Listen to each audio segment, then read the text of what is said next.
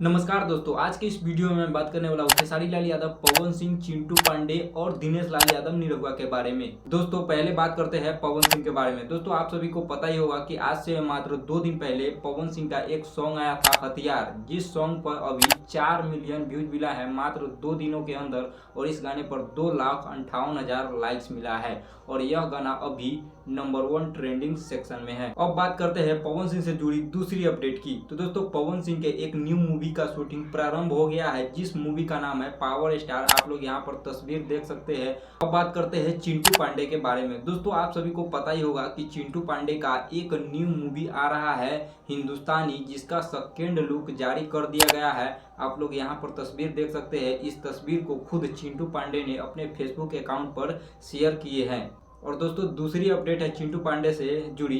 चिंटू पांडे का एक और नई मूवी का शूटिंग चल रहा है, जिस मूवी का नाम है शूरवीर, जिसका तस्वीर खुद चिंटू पांडे ने अपने फेसबुक अकाउंट पर शेयर की है। आप लोग देख सकते हैं। यहाँ पर बात करते हैं दिनेश लाल यादव निरहुआ के बारे में। तो दोस्तों दिनेश लाल यादव निरहुआ से जुड़ी एक बहुत ही बड़ा अपडेट है। दोस्तों दिनेश लाल यादव निरहुआ का एक ऐसा फैन जो पाकिस्तान से ऑटो से चलकर निरहुआ के गाँव पहुँच गया। तो देखिए दिनेश लाल यादव निरहुआ ने अपने फैन को क्या बोला, आप लोग खुद देखिए। पाकिस्तान कराची का पाकिस्तान से फैन खातिर का बोले भैया? हर कलाकार के पता बा कि ऐसे जो फैन हैं, जो चाहने वाले हैं, उन्हीं के दम पे कोई भी कलाकार आगे बढ़ता है।